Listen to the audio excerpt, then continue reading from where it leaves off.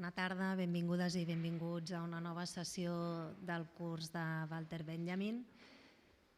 Si bé la sessió passada vam estar parlant de literatura i fantasmagories i vam tractar d'alguna manera també el tema de l'arquitectura, de les transparències, de les petjades, avui tenim una sessió en què parlarem de la mirada també a les ciutats de Walter Benjamin, de la seva relació amb tot allò que es va trobant en la seva visita a les ciutats que recorre, com Moscou, com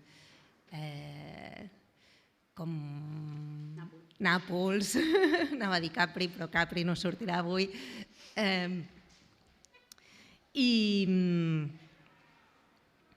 I avui veurem una mica quina és la relació que Benjamin, a través de la seva mirada particular, estableix amb les ciutats i, sobretot, una mica el contrast amb la suposada mirada turística o amb allò que les guies turístiques ens diuen que hem de veure, que determinen també, guien la nostra mirada. Veurem quines són les coincidències o no entre Benjamin i aquesta mirada ja més aviat preestablerta. I tenim avui a la Carme Rodríguez, moltes gràcies per ser aquí, Carme, que és investigadora de l'Escola d'Arquitectura de la UPC, és coordinadora científica de la Càtedra Gaudí i doctora en Teoria i Història de l'Arquitectura. Bé, doncs, endavant, quan vulguis. Merci. Gràcies. Gràcies, Paula, per haver-me convidat i haver pensat en mi per aquesta intervenció. També vull agrair a l'Institut d'Humanitats i al seu personal el tracte impecable que han tingut durant tot el procés, al CCCB, lògicament, i, si em permeteu, al grup de recerca al qual pertanyo, on treballo, que és un grup de recerca de la Universitat Politècnica de Catalunya, Arquitectura, Ciutat i Cultura, dirigit per la professora Marta Llorente, que és el lloc on aquestes idees que avui us porto una mica és el lloc on les puc treure, i em deixen treure-les i les puc debatre i comparar.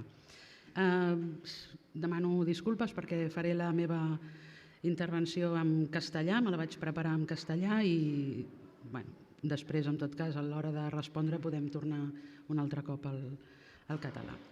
La intervención que propongo es una intervención que parto en tres mitades, en tres trozos. En la primera parte planteo una reflexión previa a lo que será, digamos, el contenido de mi intervención sobre la permanente actualidad de Walter Benjamin, una actualidad que es discutible y hay personas que han hablado de esto y que, por tanto, creo que estaría bien tratarla, porque es una actualidad que sobre todo tiene que ver con el tema de la ciudad, que es el que me ha tocado a mí, y por eso voy a hacer esta reflexión previa. La segunda parte intentaré explicar qué valor tiene el viaje en el pensamiento de Walter Benjamin, en una época, además, cuando le toca viajar, de profunda transformación del mundo, de las sociedades urbanas y también de las formas de desplazamiento. Por tanto, creo que esta idea de alguien que viaja mucho, en un momento en el que el viaje se transforma, va a ser lo que me va a permitir luego hablar también de las guías turísticas. La última parte, pues lógicamente viene con la promesa primera del curso y mostraré unas pocas imágenes, muy poquitas, sobre las cosas que Benjamin ve en la ciudad, que curiosamente son cosas, y digo cosas porque quiero de momento tratar el tema de manera genérica, que están contenidas en las guías turísticas. Mi intención, desde luego, no es desmerecer la habilidad perceptiva de Benjamin, para nada, nada más lejos de mi intención, sino simplemente hacer una lectura cruzada entre lo que él va explicando de las ciudades que visita y lo que vamos también leyendo en las guías turísticas. Me disculpo porque en algún momento voy a tener que leer algunos fragmentos. Creo que es mejor leer directamente a Benjamin que parafrasearlo. Eso siempre es mucho mejor, ¿no? Bueno, en cuanto a la reflexión sobre la actualidad de las ideas de Benjamin, yo creo que nos hemos de remitir a un texto que recomiendo a todo aquel que no lo conozca, de la ensayista argentina Beatriz Sarlo, que escribió en el año 1995 y que se titula Olvidar a Benjamin. En él lo que viene a decir es que hemos llegado un poco al límite de la moda Benjamin y sobre todo al límite en cuanto corresponde al tratamiento de todos esos seguidores de la ciudad que toman a Benjamin como referente. Ella habla de un cierto agotamiento, pensemos que cuando lo está diciendo, es un texto, como digo, muy interesante, que te hace pensar, ¿no?, sobre qué hacemos a veces los que trabajamos temas históricos o temas de pensamiento con los pensadores o con las cosas que pasaron en el pasado. Bueno, pues en ese momento de constante invocación, ella, y ahora la leo a ella porque merece, yo creo que este texto merece ser leído, este fragmento, pues critica esta obstinación, ¿no?, y esta manía de Benjamin y la ciudad. Paseantes que se desconocen y se ignoran, extranjeros, marginales, conspiradores, dandis, coleccionistas, asesinos, panoramas, galerías, escaparates, maniquís, modernidad y ruinas de la modernidad, shopping centers y autopistas. Un murmullo donde las palabras flaner y flânerie se usan como inesperados sinónimos de prácticamente cualquier movimiento que tenga lugar en los espacios públicos. Se habla de flânerie en ciudades donde, por definición, sería imposible la existencia del flaner. La lectura de Benjamin ha producido una especie de erosión teórica que carcome su originalidad, hasta llevarla a los límites de la completa banalización. Decir que estamos frente a un caso de empobrecimiento semántico es poco. Benjamin está ensopado en un jarabe puramente léxico. Bueno, a mí m'agafen ganas de sortir ya y anar-me'n corrents, ¿no?, porque es el tema que... Pero bueno, yo quiero hacer mías estas palabras, sobre todo porque ella también lo reconoce. No podemos pretextar inocencia a los que nos dedicamos a estas cosas. Pero sí que quiero hacer mías sus palabras, sobre todo para no contribuir a aumentar ese murmullo, ¿no?, ese murmullo que 16 años después yo creo que sigue resonando en todo aquello que afecta a la ciudad. Porque leer a Benjamin, interpretarlo, siempre tiene el riesgo, ¿no?, de desvirtuar sus ideas y, sobre todo, buscar en todo lo que él dice o ha dicho respuestas a preguntas contemporáneas, radicalmente contemporáneas. Eso, como digo, entraña un riesgo.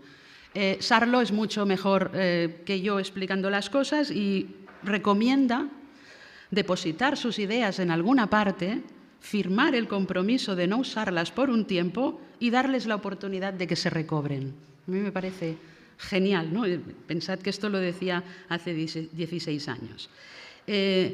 Además, viene a decirnos otra cosa que me parece también importante explicárosla.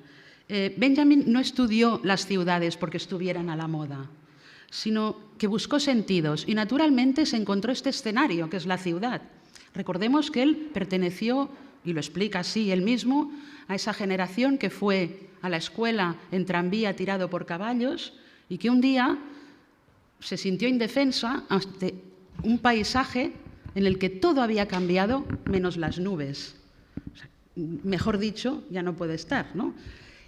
Por tanto, es lógico que la ciudad esté presente, incluso que París esté presente, pero también nos recuerda Sarlo.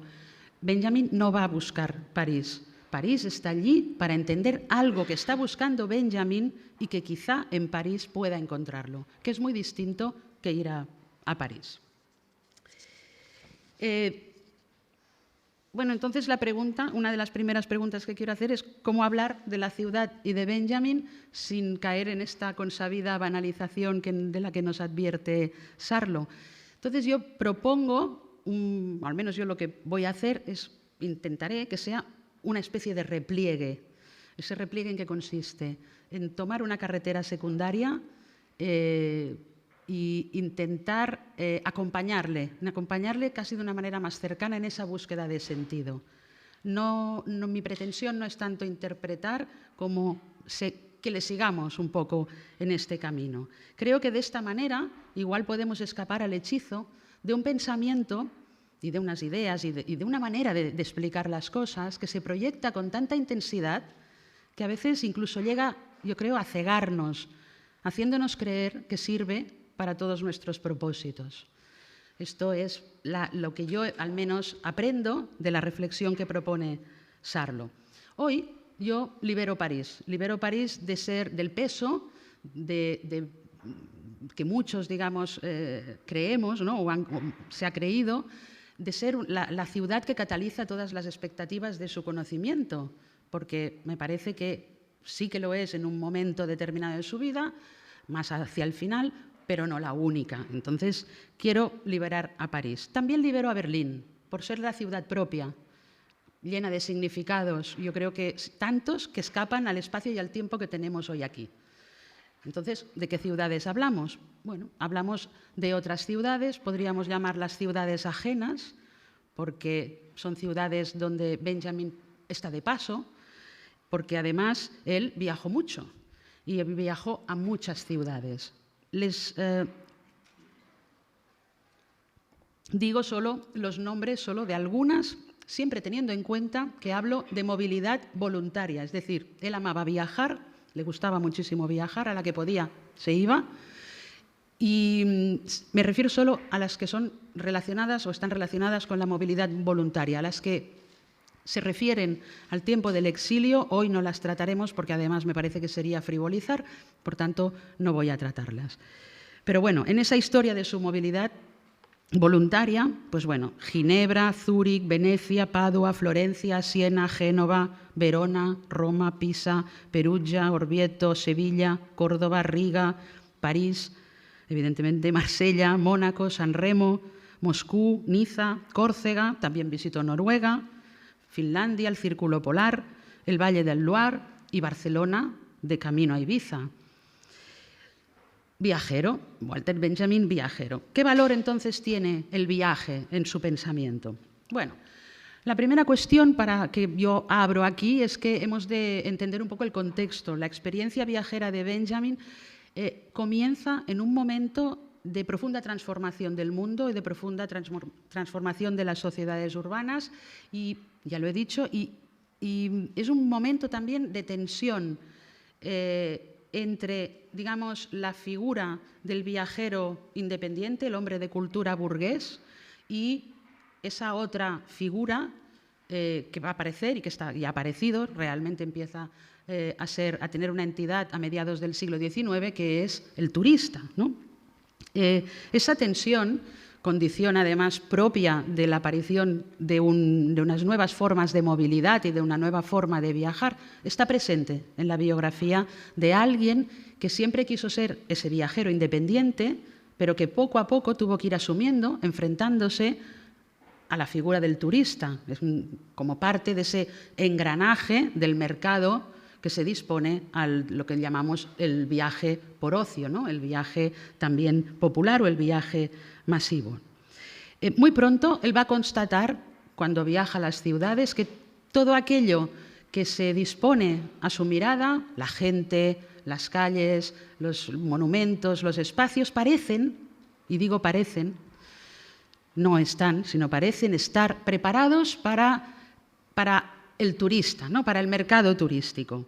Además, eso se da de una manera más evidente en las ciudades, porque allí, digamos, las ciudades, según Benjamin, han perdido su expresión esencial y, de algún modo, ¿no? Lo ambiguo, él viene a decir esto, lo auténtico ha dado paso a lo ambiguo. Ese conflicto entre la ambigüedad y la autenticidad va a estar presente en toda su biografía viajera o turística. Ser turista no es una elección consciente, sino el resultado de un fenómeno social y económico que lleva consigo una precisa forma de desplazarse y de experimentar el espacio. ¿Quién es un turista? El turista siempre es el otro, siempre son ellos, nunca soy yo, nunca somos nosotros, ¿no? Esto sigue sucediendo hoy en día con todos los conflictos y discriminaciones que conocemos bien los que, por ejemplo, vivimos en esta ciudad, ¿no? A pesar de este paréntesis de la pandemia, que no sabemos a dónde nos llevará, pero sabemos cuáles son las consecuencias del turismo, no solo en el territorio, sino también en la sociedad. Pues entonces Walter Benjamin, de algún modo estas contradicciones ya las vivió, ¿no? Y yo lo llamo un turista a su pesar. Toda su vida vemos el esfuerzo por marcar distancias con esta figura del turista.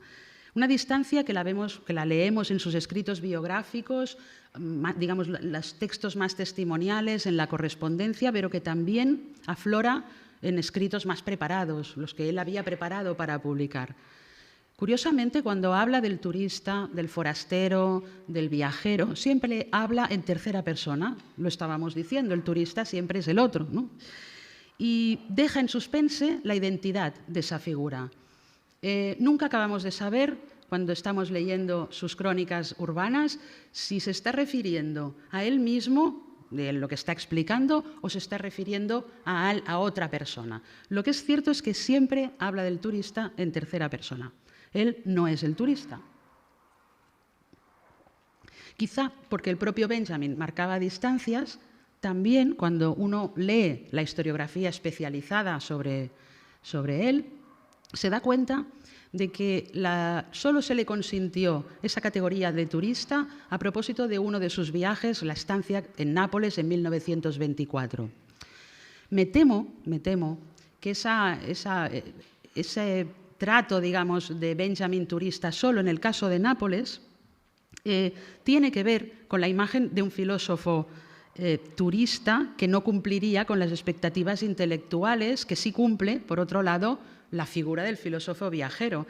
Pensemos que esa figura, la del filósofo viajero, es parte de una larga tradición cultural de escritores, de artistas, de intelectuales en movimiento, y es la que se ha considerado esencial para comprender de qué manera son interpretadas y representadas las obras en sus textos, en los textos de Benjamin. Es una imagen apenas sin fisuras.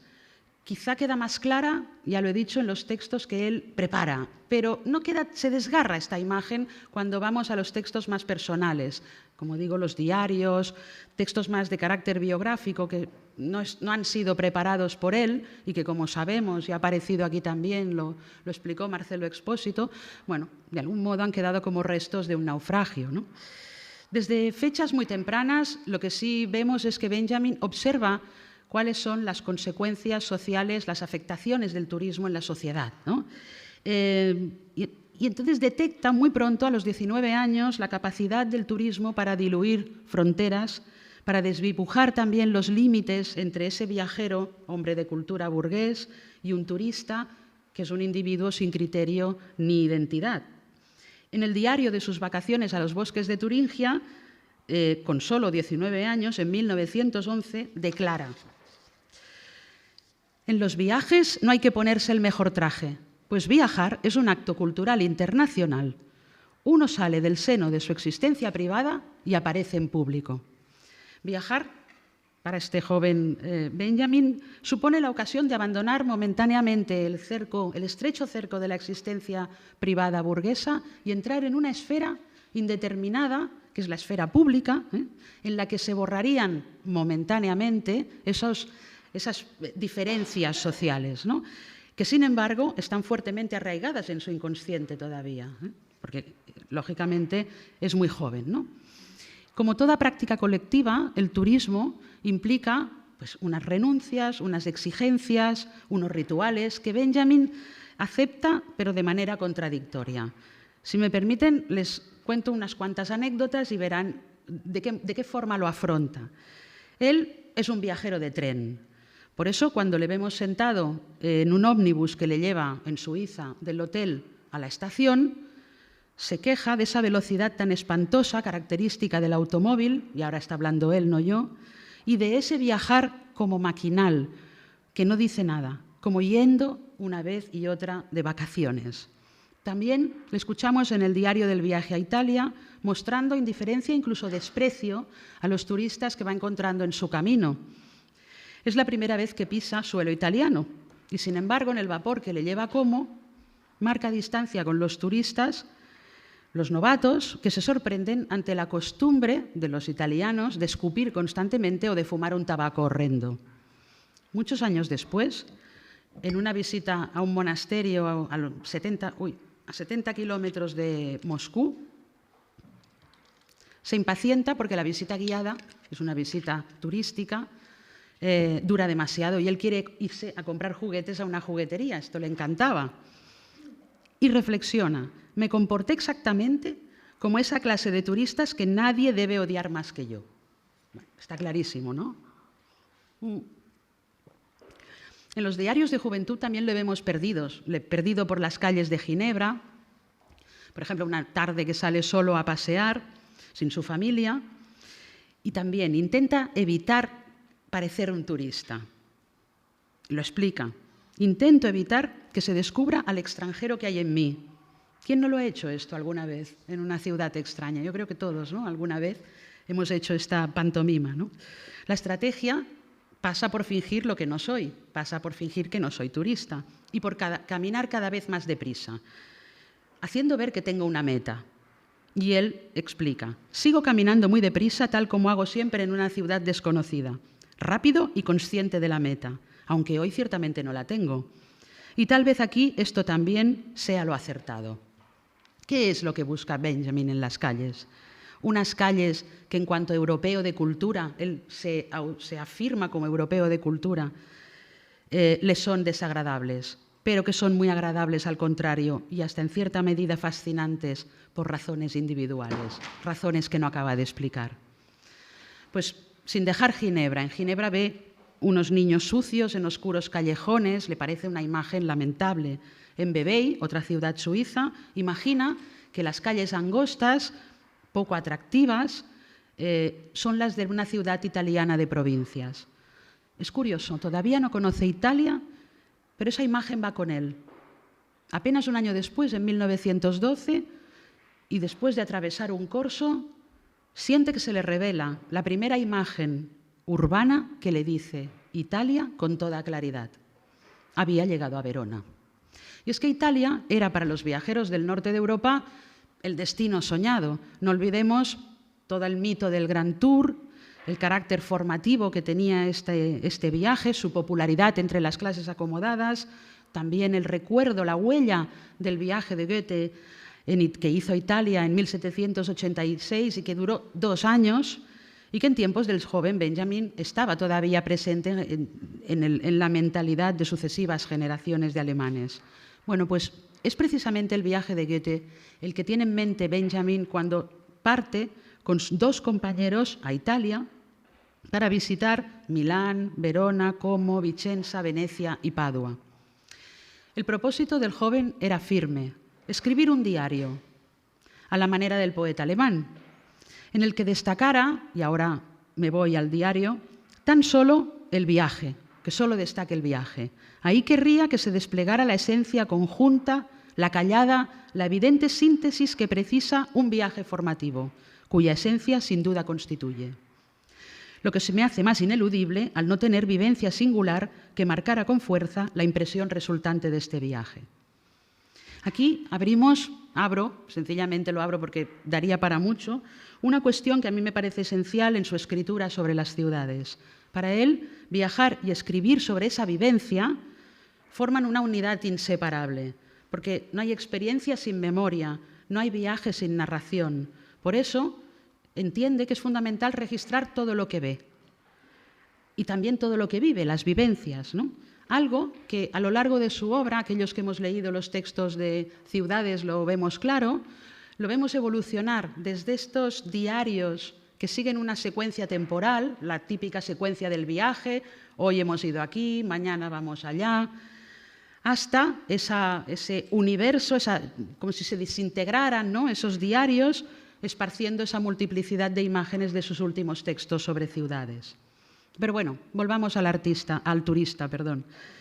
Quiero fijarme en la relación que mantuvo con 3 productos propios del mercado turístico, que además la mantuvo: las postales, los souvenirs y las guías turísticas. Nos centraremos especialmente en las guías turísticas, que para mí es esa carretera secundaria que he dicho al principio. ¿Por qué? Pues bueno, lo intento explicar. De su fascinación por las postales ya se ha hablado mucho. Se ha hablado de la colección de postales de su abuela, que era una gran viajera, se ha hablado de las que él buscaba en todas partes y que coleccionaba. Sabemos muy poco de un plan abortado que tuvo en el año 24-25 de escribir una estética de la tarjeta postal que le iba a servir para examinar, y ahora digo lo que le iba a servir, los decorados del escenario de los anhelos y los sueños pequeño-burgueses. Sabemos también de su interés por los souvenirs, nos ha dejado múltiples pistas para seguir este camino. Él las llamaba reliquias secularizadas. Encontramos comentarios sobre los souvenirs en los diarios, por ejemplo, la sorpresa que le produce en Moscú en 1927 ver la gran cantidad de souvenirs, de figuritas de Lenin que se venden en todas partes, de todos los materiales y de todas las medidas. Claro, esto él que iba buscando, esperando otro tipo de mercado y se encuentra que también allí venden souvenirs de Lenin. Sabemos, porque también lo tenemos, en algunas notas muy dispersas de la obra de los pasajes habla de los souvenirs, sobre todo a partir de dos aspectos. Por su capacidad rememorativa, él repite a menudo la imagen de una navaja que compró en la ciudad suiza de Saint-Moritz y que le persigue toda su vida y que cuando vuelve a ver la imagen de esa navaja recuerda cómo olía la navaja, ¿no? Es una cosa muy, muy personal, ¿no? Pero también nos ha dejado algunos restos en la obra de los pasajes sobre el lugar que ocupan esos pasajes, el lugar que ocupan los souvenirs en los pasajes de París. Son mercancías que se encontraban en los pasajes de París. Sin embargo, a mí me parece que es un poco más desconocida la relación que él mantuvo con las guías turísticas y por eso les propongo fijarnos en estos textos. Yo parto de la lectura de la guía como un instrumento para el aprendizaje de la metrópolis, porque la expansión editorial del mercado de guías turísticas coincide con la transformación de las ciudades a mediados del siglo XIX. Las guías son parte de ese aprendizaje, la ciudad hay que aprender a usarla, hay que comprenderla. Aquí tienes un instrumento que te va a ayudar a comprender todo ese universo nuevo, ¿no? Y también como parte del universo de la divulgación pedagógica e incluso de las estrategias de control social, que también se desarrollaron a lo largo del siglo XIX. Por eso, más que un simple objeto de información turística, la guía, o la lectura que yo hago de la guía, es un dispositivo de producción ideológica, un discurso programado con precisión para trasladar la idea de un escenario ordenado, ¿no? Con todas sus estructuras de poder sólidas, ¿no? Pero también, es más, son muchas más cosas las guías. También son un catálogo de estereotipos sociales, una colección de prescripciones, de amonestaciones y de advertencias sobre los peligros que acechan al turista en un lugar que no es el suyo. Y además de todo esto, y eso nos interesa más en concreto en el caso de Benjamin, la guía sustituye la narrativa del viaje, que es personal e intransferible, por un relato estandarizado, hecho a la medida de ese viajero tipo que es el turista. En sus diarios, en sus textos, Benjamin se refiere muchas veces a las guías turísticas. Sin embargo, que yo sepa, solo una vez llegó a considerarlas objeto de análisis crítico. Y fue en el año 1926 cuando respondió al artículo de un escritor de viajes, Paul Cohen-Porheim, titulado «El poeta más grande, un alemán». La cosa tiene su gracia. Un escritor de libros de viajes, a los que Benjamin más de una vez atacó porque él pensaba que alimentaban las fantasías de los ociosos, este escritor escribe una reseña irónica sobre la edición que acababa de aparecer de la guía Baedeker, aquí la tienen también, de Italia, pero el periplo que va, de los Alpes a Nápoles. Es casi una broma, ¿no? O al menos parece una broma. Las guías Baedeker, no sé si las conocen, son las guías más importantes de la tradición turística y viajera alemana. En su momento también lo fueron prácticamente de toda Europa, hicieron traducciones a casi todos los idiomas. Y bueno, era como toda guía, era un discurso, un relato que no se ponía en duda, que no se discutía, ¿no? Bueno, pues Cohen-Porheim lo que hace es que critica, ataca el paternalismo y la dictadura de la guía en la forma de clasificar los lugares, los monumentos, con aquellas estrellitas, no sé si las han visto alguna vez, ¿no? Una estrellita, dos estrellitas. Bueno, leo lo que dice porque tiene su gracia. Con el ingenio de las estrellas, Baedeker ha sido proclamado el dictador artístico de las razas blancas. Solo él puede decidir qué bello es un cuadro, un edificio, un paisaje. Ni siquiera una estrella. Nadie se ocupará de observarlos. 2 estrellas, fama mundial. La respuesta de Benjamin, que firma con seudónimo, Benjamin lo hacía esto a veces, firmaba con seudónimo, el seudónimo era A. Ackerman, no se queda atrás en su respuesta. Es un texto breve, yo ya lo digo, es un texto que yo creo que ha pasado desapercibido porque casi parece una broma. Y bueno, y de hecho es esto, ¿no? Él acepta la broma, es como si le lanzaran el guante, ¿no? Y asume el mismo tono satírico de su interlocutor. Y dice, bueno, digamos, ataca, ¿no? Sobre todo ese libro, de la Baedeker, de solidez tan agobiante que acaba con la aventura de viajar mientras reduce la narración del viaje a la pregunta, ¿por qué no compra usted la Baedeker? Entre otras consideraciones, Benjamin se mofa también de la dependencia de los alemanes respecto a las Baedeker. Pues no pueden olvidar que precisamente el señor Baedeker, la editorial, ha hecho que sus viajes no sean nunca ya tan originales al indicarles negro sobre blanco los puntos que todo alemán le gustaría ser él mismo el primero en consignar. Pues a todo alemán le gustaría situar en su vida las estrellitas del siempre odiado Baedeker. Pero faute de mieux, en francés, esto lo pone, a falta de algo millón, se verá forzado a conformarse con dar la aprobación correspondiente a cada lugar y a cada visita. Yo me preguntaba al leerla, ¿podríamos leer esta crítica como una de las tantas pruebas que él recogió a lo largo de su vida acerca del empobrecimiento, de la devaluación de la experiencia y que en el caso de la guía, pero también del turismo, se manifiesta de una de las maneras más flagrantes? Porque cabe recordarlo, para él la pobreza de la experiencia está ligada a la pobreza del lenguaje, al empobrecimiento del lenguaje y también al empobrecimiento de las formas de narración tradicional. Esto lo explica en otros textos de los cuales se ha hablado en este ciclo, como por ejemplo Experiencia y pobreza, ¿no? Este empobrecimiento, que para Benjamin se aceleró sobre todo tras la debacle de la Primera Guerra Mundial, encontraría, a mi parecer, una de sus expresiones, como digo, más claras en los instrumentos que acompañan al turista, en su extrañamiento, y todo esto haría que fuera para él imposible, para el turista, vivir la auténtica experiencia de un lugar. Y desde luego no hay lugar donde la pérdida sea más evidente que en la ciudad. La cuestión aflora en muchos textos de Benjamin.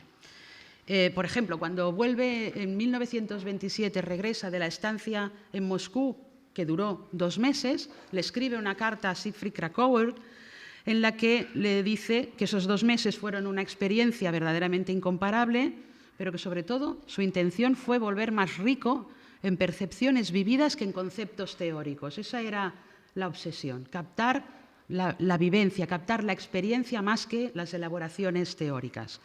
Eso mismo se lo había confesado también a Hugo von Hofmannsthal cuando hablaba, en otra carta, de su aspiración de escribir sobre las concretas apariencias de la vida.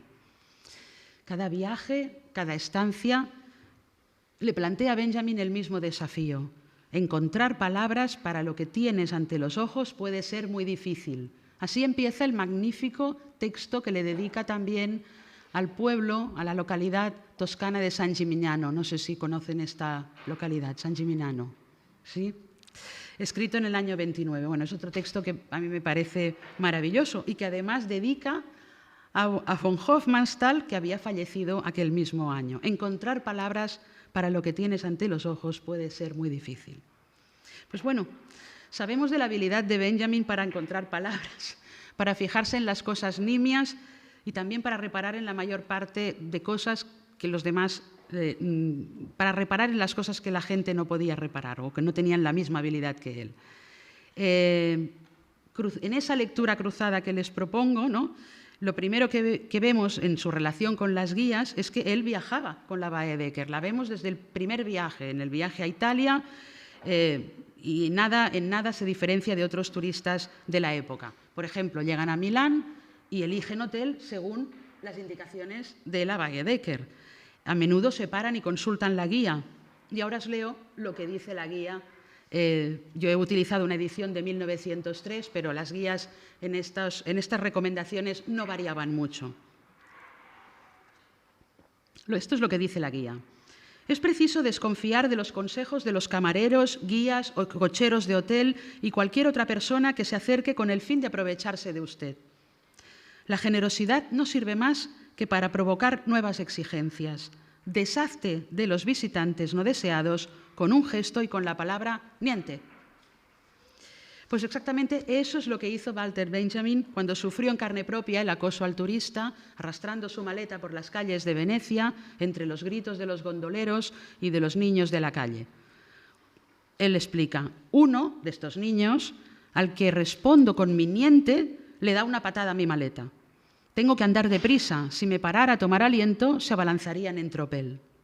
Los días siguientes, su diario consigna situaciones parecidas y expresa su desazón ante el olor nauseabundo de algunas calles y, sobre todo, ante el espectáculo de mujeres sucias y niños muy sucios. Y él insiste, siempre el mismo espectáculo. Sobre el empedrado ve a un hombre tirado, de manera que tenemos que rodearlo. Años después, Benjamin tuvo ocasión de pasar un verano en Capri, entre abril y octubre del año 1924. En la isla, que en aquel momento se había convertido en un lugar de peregrinación de los turistas alemanes y que él mismo definió esa peregrinación también de los intelectuales alemanes como proletariado intelectual itinerante, allí fue donde conoció a la dramaturga letona Asia Lasis y con quien mantuvo además una relación y escribió el famoso texto dedicado a la ciudad de Nápoles. El Nápoles de Lasis y Benjamin nos ha dejado la seductora imagen de la porosidad, seductora y también manoseada, cuando yo me refería antes al principio, ¿no? Hay algunos conceptos de Benjamin que tendrían que reposar. Esa misma porosidad, a la que ahora no voy a hacer referencia muy explícita, pero vamos, ellos vienen a decir que la vida, tanto privada como pública, es mestiza, parcelada, porosa. Bueno, pues esa misma porosidad fascinó a Ernst Bloch, que vino unos días a pasar también una estancia con ellos. La trató Bloch en 2 artículos. Parece ser que también despertó el interés de Adorno, que también pasó por allí el verano siguiente. Esto lo ha explicado en un libro reciente Martin Mittelmeier. O sea que era un tema que les fascinaba a los intelectuales alemanes. Pero es que la Baedeker, la porosidad estaba en la Baedeker, sobre todo cuando describía la fisonomía de las calles. Y ahora leo lo que dice la Baedeker. La vida popular se expande en plena libertad. La vida familiar se muestra en público sin la más mínima vergüenza. Faltaba poner el adjetivo. Bueno, pero sigamos con la lectura de la guía. Un viaje al sur de Italia, nos dice la Baedeker, es diferente de un viaje a las provincias del norte y del centro del país. En Nápoles y alrededores, los cocheros, los barqueros, los vendedores ambulantes, los mensajeros, los niños de la calle y demás gente del pueblo muestran a veces una impertinencia realmente sorprendente. Para ellos, el extranjero no parece ser otra cosa que un objeto de explotación. Por tanto, nos mantendremos en guardia, sin mostrar demasiada confianza. Todo este catálogo de imágenes que explica o que muestra la Baedeker va a estar presente en los textos de Benjamin sobre la ciudad. Es conocida la anécdota del robo a los asistentes al Congreso de Filosofía al que fueron aquel verano, y Benjamin y Lasis, de algún modo, a lo mejor impactados por este suceso, en su escrito delimitan la cartografía de la criminalidad napolitana, sobre todo al suburbio, ¿no?, a la camorra en los suburbios. Pero se preocupan por explicar que aquello que volvía a la criminalidad napolitana más peligrosa es que estaba esparcida de manera discreta por la ciudad. Y ahora sí que leo el texto de Nápoles. El viajero burgués que avanza hasta Roma yendo siempre de una obra de arte a otra no se sentirá a gusto en Nápoles. Pero el viajero banal habitual, el turista, tampoco. El Baedeker no lo tranquiliza. La guía había advertido, porque lo advertía, ningún viajero razonable irá sin duda a errar por la noche en los barrios desiertos de las grandes ciudades. El robo, que todavía se ejecuta en lugares alejados, equivale a lo que en nuestro país puede ser un crimen. Hago un pequeño paréntesis. Cualquier deambular urbano en la errática biografía de Benjamin acaba siendo interpretado en los términos de la deriva baudeleriana. Pero a mí esta asociación me parece un tanto simplista, que Benjamin haya penetrado como pocos en la obra del poeta, que rescatara de un olvido, yo creo que sí, que rescatara del olvido al flaner, ¿no? Esa figura más o menos discutible, ¿no? No hace o no nos permite afirmar que él fuera un flaner. De hecho, la errancia y el deambular tienen en su vida un papel, yo creo que bastante ambiguo. Más de una vez nos dice que no sabe callejear como es debido. Además, él explica también su tendencia involuntaria a perderse. Se perdía, o sea, era despistado. Lo explica en el viaje a Italia, cuando se queda sin sus compañeros el último día en Milán, quiere ir a ver la última cena de Leonardo y explica bueno, todas las dificultades sin guía, sin manual, sin los compañeros. Bueno, también lo explica en Nápoles, donde constata que allí nadie se orienta ni por los números de las casas, ni por nada de lo que uno normalmente se orienta, las tiendas, las iglesias, las fuentes, nada es sencillo de encontrar. Y el forastero pasa de largo. La desorientación, la opacidad, la resistencia e incluso yo diría la hostilidad de la ciudad deciden el destino del forastero, que sabe que nunca podrá llegar a saberlo todo de la ciudad. En Nápoles la barrera se hace visible, por ejemplo, con la gestualidad de la gente, ¿no? Que a él le sorprende porque dice que llega más lejos que en cualquier otro sitio de Italia. Y explica, la conversación es por completo impenetrable para el forastero. Orejas, nariz, ojos, pecho y hombros son como estaciones emisoras que a su vez los dedos van poniendo en marcha. En Moscú, esa misma frontera tiene que ver con los nombres, con las palabras, con el idioma. No entiende las palabras, no entiende las indicaciones ni los carteles, ¿no? Y también con las dificultades para ajustarse al ritmo de la ciudad. Eso nos ha pasado a todos. Llegar a un lugar nuevo requiere un tiempo de transición para ajustarnos, ¿no?, al ritmo de ese lugar. Y ahora leo lo que él dice, porque se le ocurrió una cosa peregrina, pero que tiene que ver con las guías. En cuantísimas trampas topográficas ha de caer el recién llegado, solo lo puede mostrar una película. Mediante su transcurso pasional, la gran ciudad se defiende contra él, le huye, se enmascara, conspira e invita a ir errante por sus círculos hasta finalmente extenuarse. Esto, además, se puede acometer de manera muy práctica. Así, a lo largo de una temporada, propone, se podrían exhibir en las grandes ciudades películas de orientación elaboradas para los forasteros. No sé qué pensaría Walter Benjamin de los sistemas de geolocalización de Google Maps y de todo esto, ¿no? Estaría bien saberlo, ¿no? Bueno, voy a la tercera parte de mi intervención, que es lo que ve o lo que mira en las ciudades. Las escenas que registra, las visiones, eso que nos fascina por su fugacidad, ¿no?, y por su precisión también, y que nos asaltan en una prosa que yo la calificaría de saltimbanqui, ¿no?, que te lleva de un lugar a otro, para mí constituyen el fondo de una misma secuencia, no sé si cinematográfica o no, cuya cadencia se repite en cada ciudad. Esta repetición me lleva a seleccionar 3 imágenes que encontramos en diferentes lugares. La mendicidad, los tipos sociales, la gente, tipos sociales, y la venta ambulante. Es lo que les mostraré ahora. En la calle, el escenario por excelencia de la vida metropolitana, Benjamin analiza la miseria a través de una de sus expresiones más visibles, que es la mendicidad. Pensemos por un momento en sus recuerdos de infancia en Berlín, cuando se lamenta de que hay una realidad que le ha sido vedada por su condición social, que es precisamente la de la pobreza. Esa mendicidad, en el fondo, es una afirmación tangible de la miseria y por ello Benjamin se centra sobre todo en cómo se exhibe la mendicidad, cómo se muestra en la calle. Y también en las consecuencias que tiene en la gente, en los paseantes, en la población. Por ejemplo, hay una sección en Calle de Dirección Única que se titula Viaje por la inflación alemana, en la que traza un diagnóstico de la crisis económica de la población en aquel momento. Se la leo.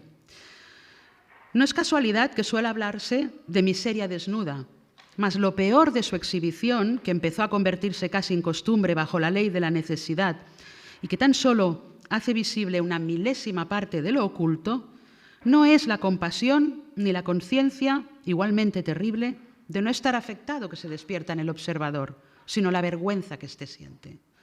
Es imposible vivir en una ciudad alemana en la que hoy el hambre está obligando a los más miserables a vivir de lo que dan los transeúntes, que con ello intentan ocultar una desnudez que los hiere. Esta incapacidad para asumir, para soportar la miseria en Berlín, en Nápoles se transforma en perplejidad, porque la miseria de Nápoles no es circunstancial, es endémica. Y la relación que establece con esa mirada a la miseria napolitana es completamente distinta. También lo explica la Baedeker, y ahora leo lo que dice la Baedeker en el apartado Mendicidad, que tenía un capítulo dedicado a esto. La mendicidad es vista por la gente, en Italia, como una fuente de ingresos. Existen empresarios de la mendicidad que contratan niños enfermos y lisiados para despertar compasión. Benjamin descubrirá en Nápoles que la miseria napolitana es contagiosa y que incluso su exhibición adquiere tintes de espectáculo, tintes teatrales. Nos deja una imagen, solo una, hay muchas, yo he cogido una. Un mendigo que está tumbado en la calzada y apoyado en la acera, agita su sombrero con la mano como quien se despide en una estación. Aquí la miseria te lleva hacia abajo, al igual que hace 2000 años conducía a las criptas. El camino a las catacumbas pasa hoy todavía por un jardín de los suplicios y sus guías aún son los desheredados. Esos mismos desheredados fue los que él encontró cuando visitó las catacumbas del Hospicio de San Gennaro dei Poveri, que le tiraban de la ropa, que exhibían sus muñones, eso también lo describe en otro apartado. Pero lo curioso es que dice que los guías son los desheredados, ¿no? Los guías de esa miseria. Los matices de la mendicidad que va destilando Benjamin en sus escritos, bueno, tienen un poco un juego de correspondencias entre las ciudades. A la agresiva y vitalista mendicidad napolitana él opone la, digamos, el sordo murmullo, la sorda tristeza de la mendicidad en Moscú. Pues allí los mendigos abordan a los forasteros que no saben ruso con un largo quejido en voz muy baja. La mendicidad en Moscú no es agresiva, como sucede en el sur, explica, donde el insistir del andrajoso delata un resto de vitalidad. Aquí, en Moscú, la mendicidad es como una gran corporación de moribundos. Las esquinas de las calles de muchos barrios se encuentran ocupados por fardos llenos de andrajos, camas de ese gigantesco lazareto tendido al aire libre y llamado Moscú. Benjamin nos ha dejado muchísimas imágenes de la mendicidad en las calles. También en el caso de Marsella hay una que a mí me gusta especialmente porque habla también de la indiferencia en la ciudad. La gran ciudad es también la ciudad de la indiferencia hacia el otro, ¿no?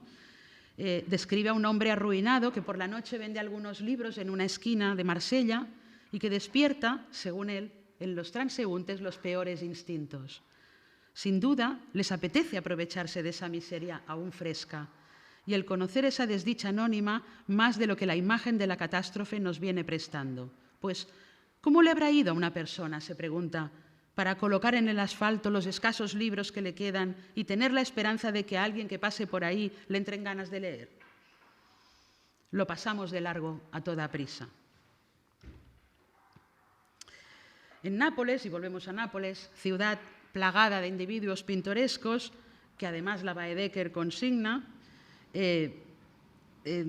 hay, digamos, todo un catálogo de figuras, yo he elegido unas pocas, ¿no?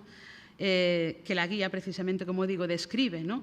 Por ejemplo, esos individuos, vemos aquí el mozzonaro, que por la noche iban por las calles con una linterna o con un fanalet en la mano, iban recogiendo las colillas del suelo para después venderlas, para revenderlas. Esos mismos mozzonaro, tenemos este dibujo, están presentes en los textos de Benjamin y de Lacy como parte de esas diversas variedades o varietés, ellos llaman varietés, como si fuera un teatro de revista, con habilidades específicas que se disponen para el turista, para el mercado turístico. Emplean durante todo el texto terminología teatral, supongo que por influencia de ella, que era dramaturga, ¿no? Y hablan del espectáculo, también de los mangiamacarroni. Los mangiamacarroni no sé si los conocen, también es una tradición napolitana. Comer pasta, comer los macarroni, comer la pasta en la calle era un espectáculo para los turistas y lo hacían a cambio de dinero. O esta otra imagen que he traído, que también aparece en las guías, que eran los comedores al aire libre, restaurantes populares que no tenían categoría de restaurante. Una gente hacía comida en la calle y servían comida a quien pasaba por allí. Son los llamados figones, en castellano se llaman así. Entre todos estos figurantes destacan también la imagen de los niños de la calle, que en Nápoles se llaman los scugnizi, y que en aquel momento se habían convertido en mercancía para el turismo de la miseria, lo que hoy conocemos, bueno, desde el primer momento, pero hoy está en el centro del debate turístico, el slum tourism, ¿no? El turismo que va a los barrios más degradados de las grandes ciudades. Y esto es una práctica que se hace desde mediados del siglo XIX, no es una cosa actual, ¿no? La aparición oficial de estos niños, de los scugnizi, se había producido gracias a un periodista local que se llamaba, y también era poeta, que se llamaba Ferdinando Russo, que publicó un artículo sobre ellos en el periódico La Riforma. Hablo de 1895. Aunque la palabra scugnizo ya formaba parte de la jerga de la delincuencia napolitana, Russo fue el responsable de la transformación de estos personajes, como digo, en parte del mercado turístico, de unos sonetos que él escribió y que despertaron el interés de un editor que se llamaba Ragozzino y que aprovechó la ocasión el editor para comercializar precisamente una colección de postales de estos niños y de otros tipos callejeros. La imagen de estos niños, imagen turística, se replica en los niños que viven en todas las grandes ciudades del mundo. De hecho, forman parte de esa atmósfera que Dickens, ya en 1842, cuando viajó a uno de los slums de Nueva York, describió como una atmósfera que hermana a personas de diversos lugares, como si existiera una especie de conexión. En la época en que Benjamin visita la Unión Soviética, hemos de tener en cuenta que vivían en las calles de Rusia entre 5 y 7 millones de niños. No es extraño que se fijara en ellos, ¿no? Porque debían estar por todas partes. Y los considera la imagen más importante de las barriadas proletarias. Los niños por todas partes aparecen en su diario de Moscú. Pero no todos los niños son iguales, y ellos observan estos que ustedes ven aquí en estas fotografías, los llamados, a ver si lo digo bien, vispraizorni, que significa abandonados, desatendidos, y que él los califica como depravados, anónimos y tristes.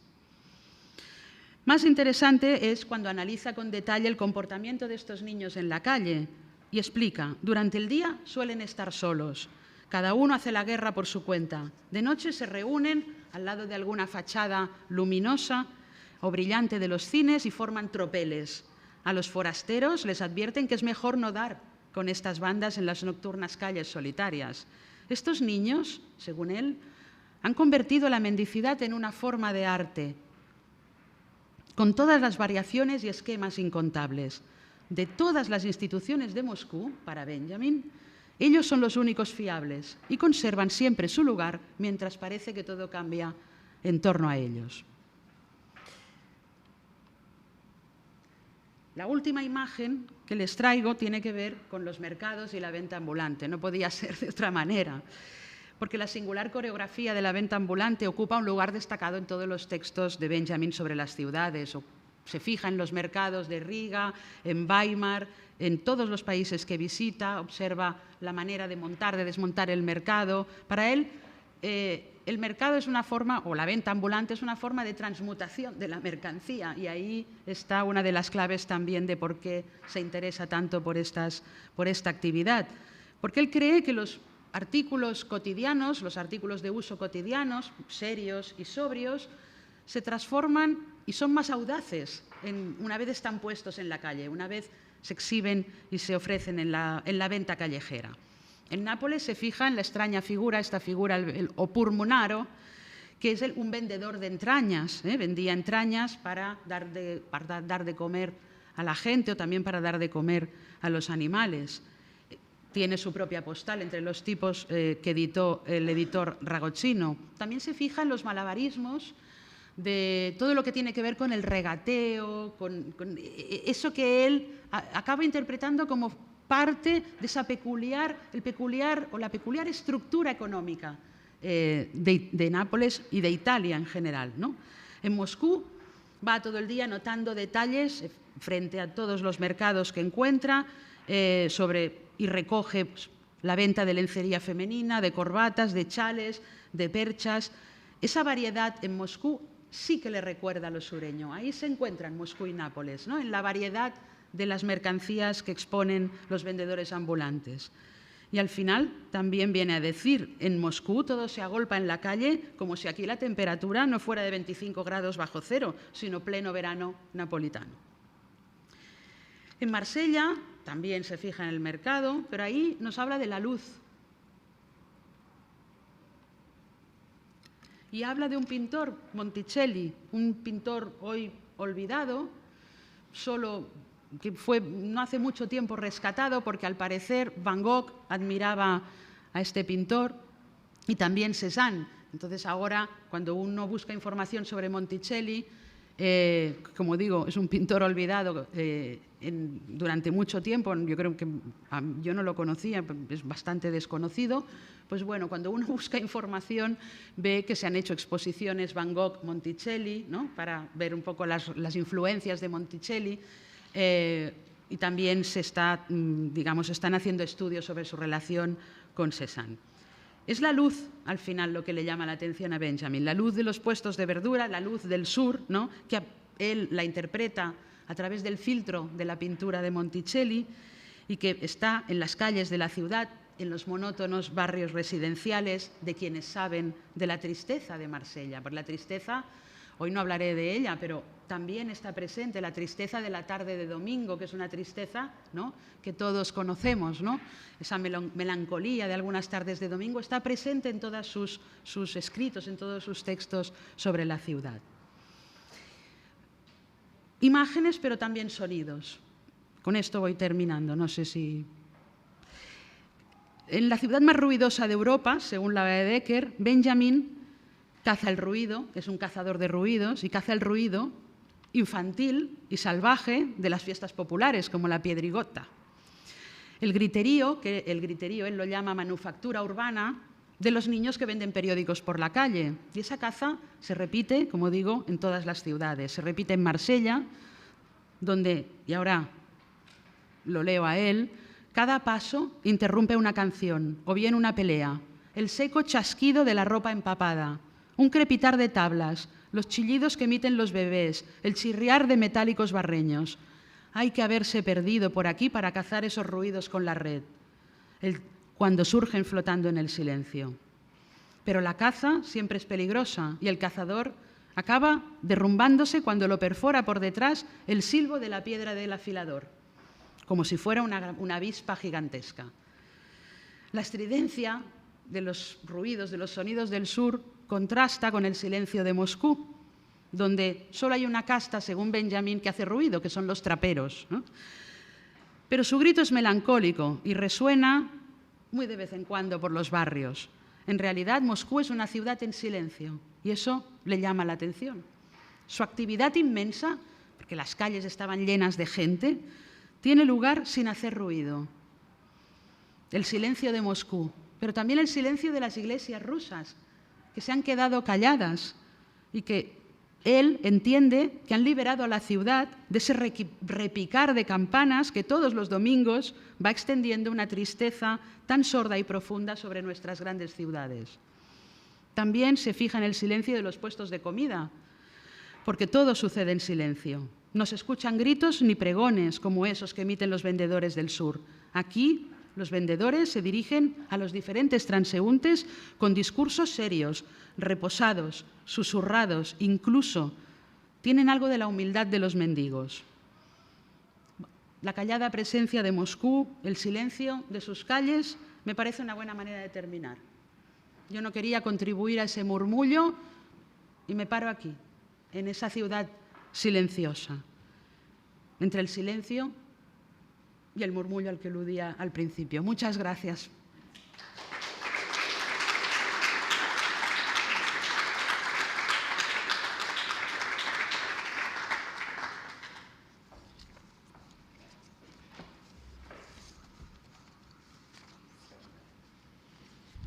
Doncs moltes gràcies, Carme. Gràcies ha a estat tu. molt interessant.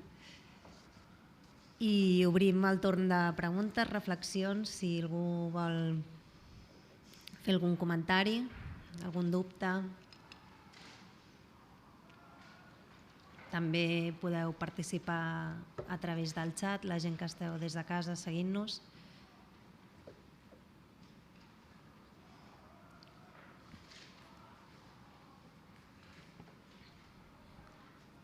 No.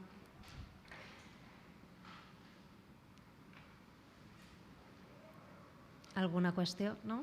Bueno, jo... allà.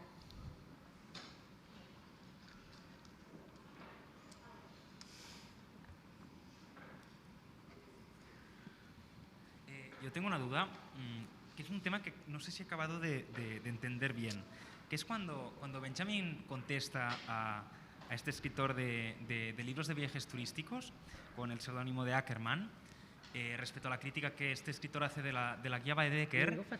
No, sí, no te oímos bien. No se oye, es que no se... Ya como una mani o algo, ¿no? No, els skaters. Ah, els skaters. Sí. Hola? Mani de skaters. ¿Tampoco? No, bueno, si no, desde aquí me escuchas. Sí. Vale, pues hablo así un poco a voz en grito, perdonad. No, era respecto a cuando Benjamin contesta a Porheim, que escribe esta crítica a las guías Baedeker, me ha parecido que Benjamin, de alguna manera, se sumaba a esta crítica o había una fina ironía en este comentario, porque me ha parecido entender que no estaba muy de acuerdo con... Sí, está totalmente de acuerdo. Es un texto muy breve, por tanto da poco de sí en el sentido de poder profundizar más, pero lo que hace es seguirle la broma. Yo creo que eso también ha hecho que, como es un diálogo casi ocasional, yo diría, ¿no? el texto de Cohen-Porheim y la respuesta de Benjamin, pero el título del artículo de Benjamin es Baedeker agradece el artículo del señor Cohen-Porheim y le felicita el año nuevo porque se publica a principios de 1926. Sí, está totalmente de acuerdo y lo que hace es seguirle el rollo, o sea, le sigue la corriente, ¿no? Porque los dos saben el peso que tiene esa guía en la forma de viajar de los alemanes y sobre todo en la forma de tratar, ¿no? con los espacios de los alemanes, ¿no? Hasta el punto que se ríen de esa dependencia, ¿no? que muchas veces se tiene respecto a la guía, ¿no? Bueno, hoy en día la guía, ya lo sabemos, guía convencional como la Baedeker ha desaparecido, pero tenemos instrumentos muy similares en otro formato, ¿no?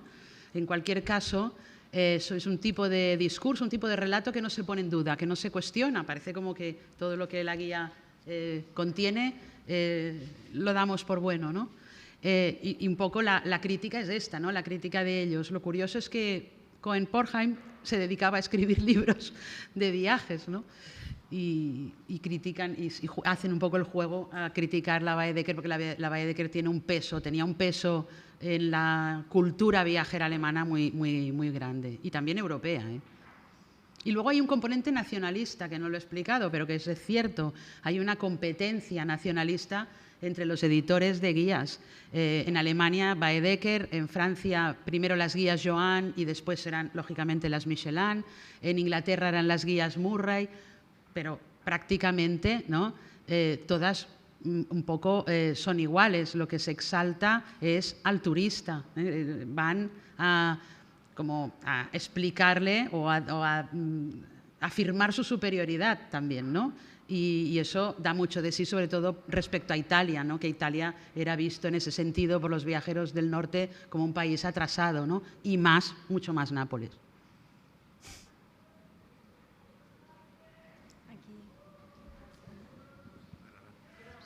Sí, vale. Hola, bona tarda. No? No, no se sent, no? Vale. A veure, bona tarda. Només volia comentar un tema que has relacionat molt amb el que és Walter Benjamin com a turista, però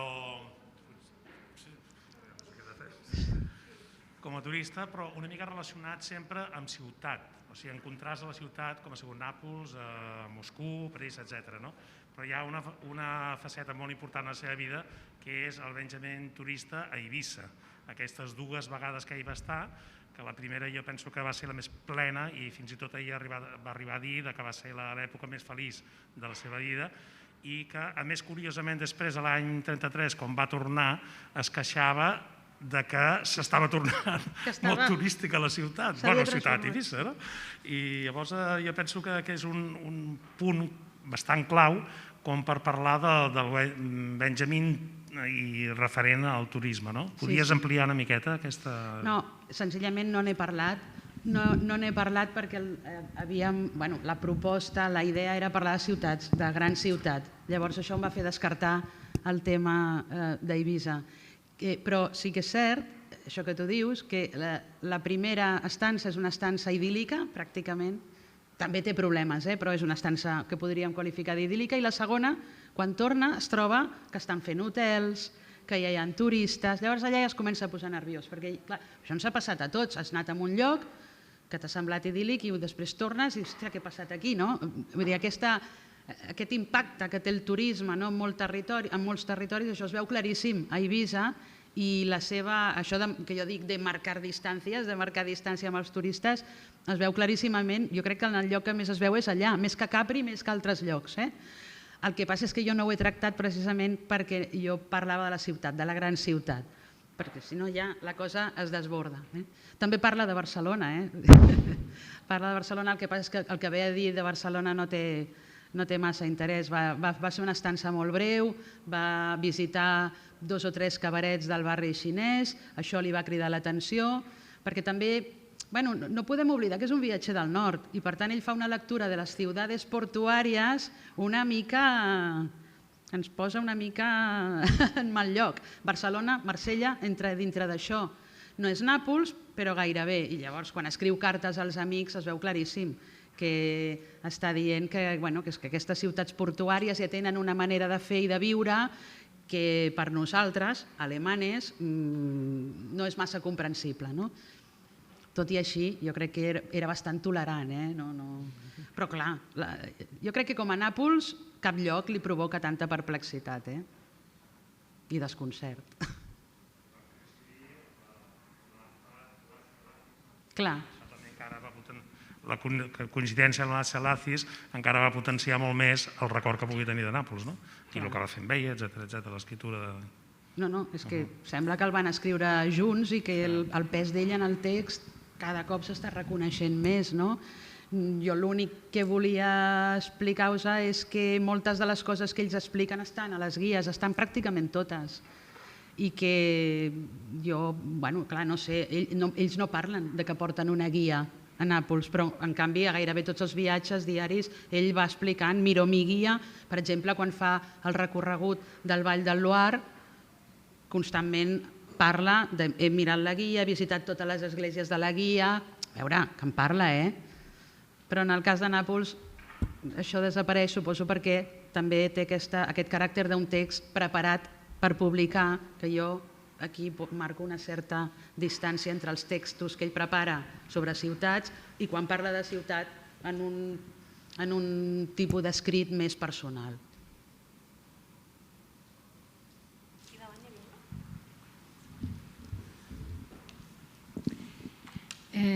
Bueno, en la línea del paisaje, de los paisajes que él va mirando, ¿no?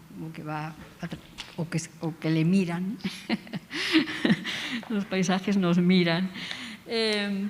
Y un poco, creo, ahora respondiendo a Enric Humbert, has esmentat el tema de las prostitutas, ¿no?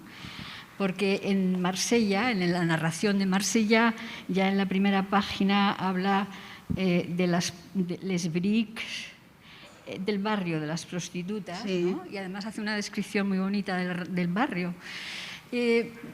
Como yo ya, no sé, me parece que ya en Infancia en Berlín ya sí, describe lo impactante, ¿no? Sí. Sí. Entonces, los mendigos, el mendigo que él decía que lo había conocido por el pobre, es importantísimo. Siempre él va a los temas del lenguaje, ¿no? Sí. A captar los matices del lenguaje. Sí, los matices. Entonces, también ya en Infancia en Berlín, las prostitutas salen sí, como algo que a él, bueno, que quedó atrapado ahí, además. De ahí un poco lo que has mencionado, sí, de los puertos. En definitiva, en Marsella sí, también sí, destaca el tema del puerto, empieza con el puerto. Entonces, te quería preguntar si, no sé, si en otros viajes, como has hecho un catálogo impresionante, ¿no? Así como nos has mostrado imágenes, ¿no?, de esos barrios de los niños abandonados, etcétera, de la pobreza. No sé si tienes alguna idea que puedas contarnos sobre el tema de no sé, los barrios de las prostitutas, o todo se centra en el puerto y en los cabarets del puerto y ya está. En cuanto al, bueno, yo el tema de la prostitución lo descarté porque, bueno, he dicho que elegía 3 imágenes, porque si no la cosa se te desborda, esto uno tiene que elegir. También porque yo creo que tiene mucho más peso el testimonio de Berlín que el de Marsella. En Berlín estamos hablando de la iniciación sexual de un joven, que es él, y de todo el entramado, ¿no?, de cómo lo llevan y cómo va a un burdel. Entonces ese es un relato, digamos, que está fuera de lo que yo hoy explicaba, porque no tiene que ver, digamos, con ciudades ajenas, sino con la propia, ¿no? Entonces, y nos quedaría sobre todo el caso de Marsella, que sí, es cierto, cuando habla del Vieux-Port y habla de las prostitutas, pero es una imagen, pues eso, que he descartado, no muy intencionadamente, sino porque me veía obligada a sintetizar, ¿no? Y entonces me parecía que sobre todo para el tema del turismo, que es importante, y de la imagen de la prostituta no acaba nunca de traspasar, ¿no?, al mercado turístico, aunque es mercado, aunque es mercancía, sobre todo por el tema de que no se habla de prostitución en las guías, no hay prostitutas en las postales, ¿no? Entonces yo lo que quería era mostraros un poco esos haces, ¿no?, de relación que sí que están y que están en el mercado turístico, pero bueno, que las prostitutas forman también parte del mercado, evidentemente, de las ciudades. Sí, sí. Tenim una altra pregunta que ens arriba pel xat que diu si se puede entender la reticencia de Benjamin frente a lo que ve como una reticencia a la otredad y bueno, lo compara con un texto con el artículo sobre Nápoles de Gómez de la Serna de 1924. Que están también publicados en un mismo librito. Con la otredad me imagino como al otro. Bueno, la otredad, en el caso que hoy me ocupa, para Benjamin es el turista. O sea, yo, por eso he dicho y lo he repetido, es turista a su pesar, ¿no? Como casi todos, ¿no? Ahí no me parece que sea diferente a cualquiera de nosotros, ¿no? Por esa contradicción que implica ser turista, y creo que ya esto lo he explicado. En cuanto a la otredad cultural o social, lo hemos visto cuando él se declara un europeo de cultura que viaja en ese acto internacional cultural que es viajar. Poco a poco el viajar lo que te hace es que vas perdiendo los prejuicios, digamos, y va matizando también esa visión. Aunque la otredad norte-sur, esa persiste siempre, no solo en él, en muchos otros filósofos y autores, ¿no?, que marcan de una manera muy clara las diferencias entre el sur de Europa y el norte, algo que evidentemente todavía existe, ¿no? La otredad hacia, por ejemplo, los mendigos, eso sí sería, bueno, pues algo que se detecta, ¿no? Pero es una otredad teñida de compasión y teñida ¿no?, yo creo que es de compasión hacia el prójimo, ¿no? La imagen del señor que pone su parada de libros en la esquina de Marsella, que a mí me emociona cada vez que la leo, precisamente es eso, ¿no?, que puede ser cualquiera, ¿no?, cualquiera de nosotros, ¿no?, que en un momento dado, pues ahí los libros que le quedan, pues los pone a la venta, ¿no? Y no lo olvidemos, los transeúntes pueden aprovecharse de esa miseria fresca. Entonces, cuando piensas, ¿no?, que dice, pero para mí esa otredad tiene otro tono. No es una otredad ni racial, es más, yo creo, cultural y de esa distancia norte-sur, creo. Pero bueno, para eso hay que saber muchísimo de él y ya meterse en sus opiniones me parece...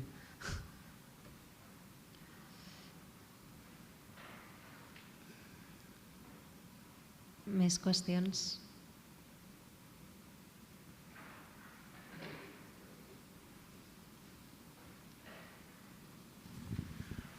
Més que res una pregunta. Acaba de sortir un llibre de l'Stefan Zweig que es diu Viatges. Acaba de sortir, és l'editor que evidentment l'ha publicat d'aquesta manera, però sí que hi ha un apartat molt interessant que és com un viatge, no? Quina és l'actitud que té el que viatja, no?, el viatger. I sí que hi ha una forma molt... sí que es carrega molt el que és el turista com a concepte, no? Perquè diu que aquest no viatja, aquest observa i no s'emporta res a casa, més que la postaleta i tal.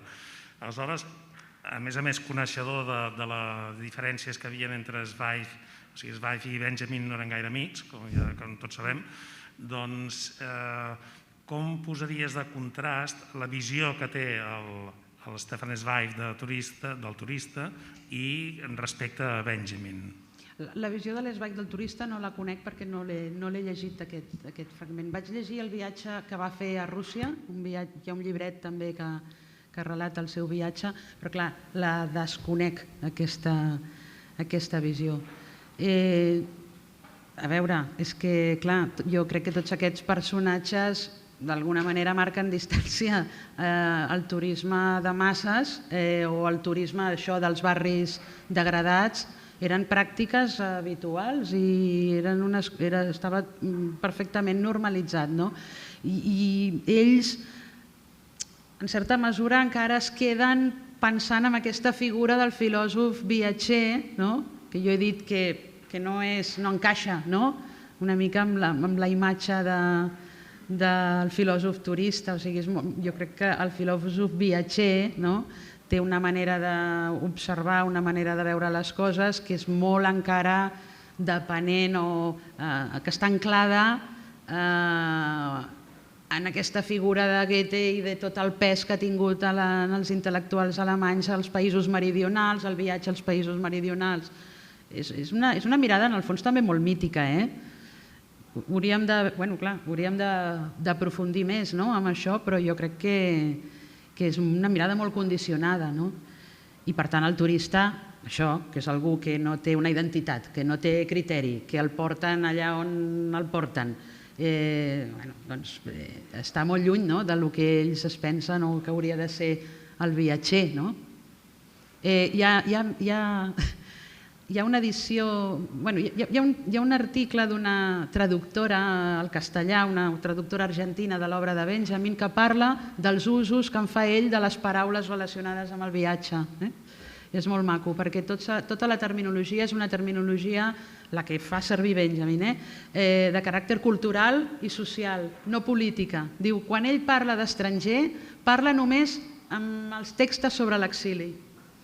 I en canvi, en els de viatges fa servir foraster, viatger, no sé, el foráneo, Diu, però, en canvi, són els termes més culturals, viatge, i el terme més polític, que seria estranger, aquest el deixa només quan parla ja dels moments que jo no he volgut entrar, perquè em semblaria que parlar de turista en el moment de l'exili seria una frivolitat.